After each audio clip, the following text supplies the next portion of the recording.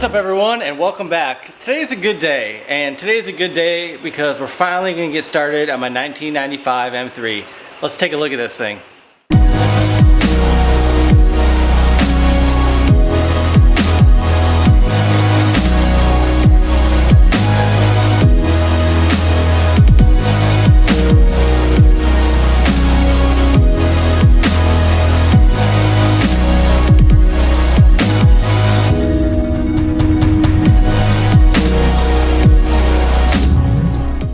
So here it is. This is my 1995 BMW E36 M3 in Dakar yellow. This is actually not my first E36 M3 I've ever had. I've had 3 or 4 of them, and this is actually my second one in Dakar yellow. I absolutely love this color, and you know, it's just such an iconic color, and it's you know, brings back a lot of memories to me as when I was a kid, especially like the Gumball 3000, seeing Dado's E36 M3 in this color. It's just a color I always loved and a color I always wanted to have. So I picked up this one about 2 years ago, and since then I've been driving it around, but it still has a lot of issues I have to go through. I'm pretty sure this has the original bushings everywhere, subframe bushings, rear control arm bushings, motor mounts, things like that. I started to develop a rear main seal oil leak. I believe the oil pan's leaking a little bit. And it's just, it just needs to be gone through. This car now has 198,000 miles on it. It still runs really well. It's really strong. The S50 pulls really well. But it just needs some love. The whole thing needs a little bit of love. So right now I'm sitting on Bilstein shocks with H&R lowering springs. And I have 17-inch Cozy K1 wheels. Other than that, on the outside, it's pretty much the same. I have Depot glass Euro headlights. No angel eyes or anything like that. Also, this car was upgraded in the 90s with the late style nose piece here. So it does have the later nose piece, not the 1995 nose piece. And we're going to address that coming up, and I'm going to go over everything we're going to do to this car in just a bit. So other than that, that's the outside. Let's take a look at the inside. Alright, so here's the inside. It's completely stock. This was a luxury package M3, so it came with the comfort seats. The front door cards have been switched out to the regular, so you can see I have comfort in the rear, or a luxury package in the rear, and sport door cards in the front. Which is a little annoying, but these E36 door cards, if you can find a good set, you should just go with it. Still using the stock steering wheel. I'm using a Renstall shift knob, RSK2 shift knob. And the only other issue, the headliner is actually really good, but it's missing the sunroof fabric piece, and I actually bought another piece of fabric to put up there, so we'll get into that in a later video as well. Now that you've seen the inside, let's pop the hood and see what it looks like.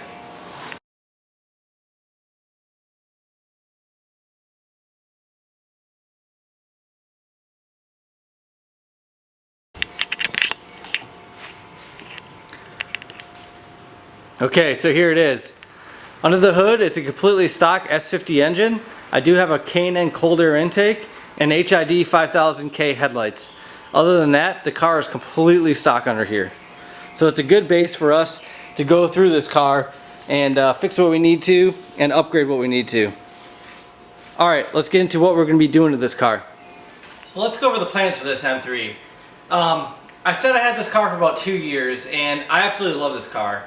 And when I first got it, I just wanted to have a nice, good example of an E36 M3 daily driver. Once I started digging into the car and seeing what it was like, it's not the most perfect M3 out there. So for that reason, I decided I'm going to make kind of a street track car out of this. And last year I took this car to Roebling Road Raceway in Savannah, Georgia, and did a track day with it, and absolutely loved it. The on-track experience with this compared to the E30 is night and day. The suspension's better, it's faster, it feels more planted, a lot more grip because of the bigger tires. So although I do love my E30 track car, and I'll probably never sell it, I do want to have other options. It's nice to pick if I want to take the E30 track car or take the M3 track car. So that's my plans. I'm going to do a light street track build on this car. and I want to bring you along for the whole process. So let's get into the exterior on this thing, because it's probably the least amount of work we have to do on it.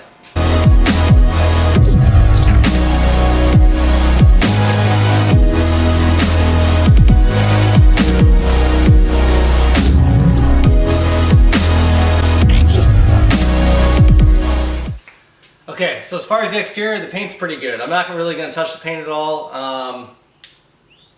Yep, that's that. It's Dakar yellow. You can't go wrong with it.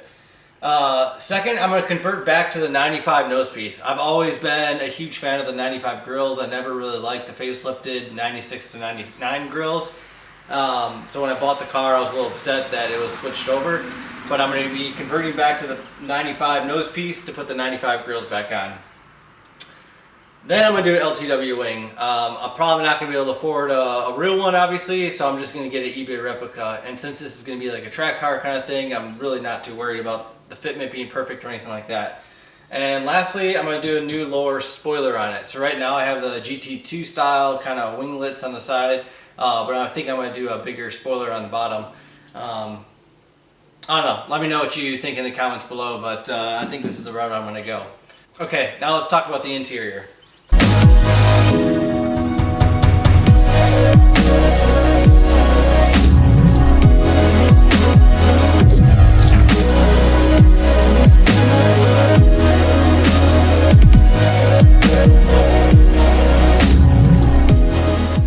So for the interior, I'm going to keep this actually pretty simple as well. I want to leave the entire interior in place as far as the headliner, the sunroof, and the carpet. With my E30 track car, I totally stripped it out, so there's no carpet, and it's very loud and noisy. Since this is going to be a street kind of track car, I still want the quietness inside. I still want the sound dampening and things like that. I'm not really looking to make the lightest track car out there or anything like that. So to go along with that, though, I'm going to do a 4-point half roll cage. So I'm going to have one made up, custom. I'll probably do yellow powder coating or something like that to match the outside, just to give me a little more safety on track and the ability to run bucket seats. So when you switch over to a racing bucket seat, you're going to need to go to a harness style, and that harness style has to bolt into something, so it's going to have to bolt into the half cage there. I'm going to be adding the 6-point harnesses, like I said. But I kind of want to find a bucket seat that holds me in place, but it's not a fixed back, or, well, maybe a fixed back, but something that's a little more comfortable for the street as well, and something I can still use stock seat belts on. So that's a big thing I'm going to have to look into. And finally, in the interior, I'm going to do a quick release steering wheel. So I'm going to get rid of the airbag steering wheel and do more of a racing style steering wheel with a quick release. So other than that, everything else is going to be stock inside. I'm going to leave the carpet and door cards and things like that. And just make a clean, street track type build. So the biggest changes, it's going to be underneath. So let's talk about suspension.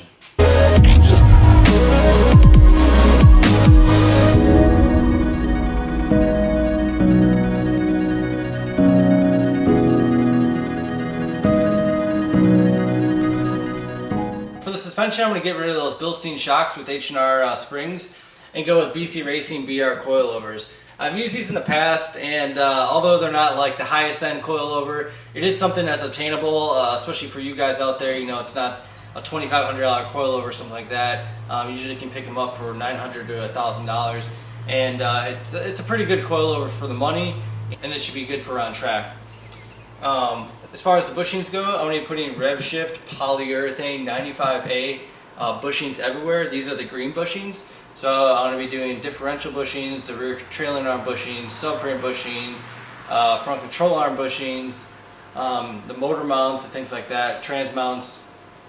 Every bushing that I can put in this car, I'm going to be upgrading to the RevShift bushing. I've used RevShift in the past. I honestly think it's the best quality out there. In my track car, I'm using Condor Speed Shop solid bushings, and it's what it is. It's a solid bushing, so it's really rough. It's perfect on track for a dedicated track car, but on the street, I think it's just a little too rough. So I'm going to go with something a little bit softer and use the 95A bushings. And then finally, I think I'm going to put a front strut bar in. So that should be all the suspension. Let's talk about the driveline.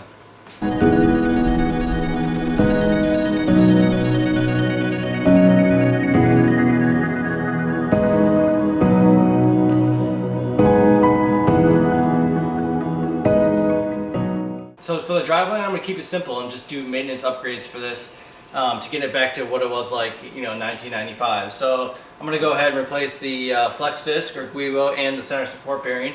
And then I'm going to go ahead and do the ZF320 D10 kit.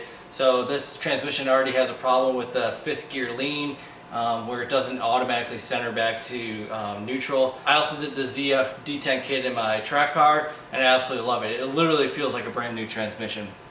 Other than that, I'm upgrading other shifter bushings inside to tighten everything up. And then finally I'll just do a fluid flush on the trans and the differential to make sure everything is up to par to get on track. So finally, let's talk about other engine and maintenance items that I'm going to go through.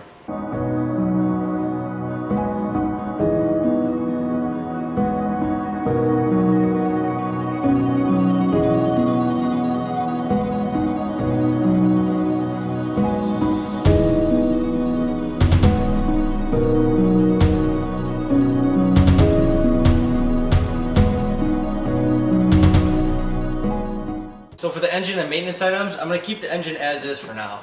The engine almost has 200,000 miles, and to be honest with you, I'm not sure if the chain guides have been done or any other you know, gaskets, seals and stuff like that inside the engine. It probably needs everything, but right now I'm not going to be doing that for the first phase of this. I do have to remove the transmission to fix the rear main seal. So this has become a big problem within the last month or so. It's leaking so bad, it's dripping on the exhaust. And it's actually creating a little bit of smoke. So this will have to be done, but I'm going to have to hold off and pull in the engine for now. Along with the rear main seal, I'm going to go ahead and replace with a new oil pan gasket just to tighten everything up. I'll do new power steering lines, new fluid, make sure nothing's leaking under there. And then just for the top part of the engine, to make me feel good, so I can just see what it looks like underneath the valve cover, I'll do a new valve cover gasket, spark plugs, I'll go through another injector rebuild, and then finally I'll put new oil in it. Alright, so that pretty much wraps it up. As you can see, there's a lot of things to do on this, and I'm really excited to get started on it. I absolutely love this car, and I love driving it, and I can't wait to get it back to good running condition where everything feels tight, all the bushings and things like that. I'm also super excited to get this thing back on track, so getting the roll cage in there and everything like that, it's gonna be a lot of fun. So if you want to follow along, I'm gonna do videos on this whole process. It's gonna be kind of like a video series of just this M3, so it's gonna be a lot of fun. So make sure to hit the subscribe button and follow along in this entire journey. Thanks for watching.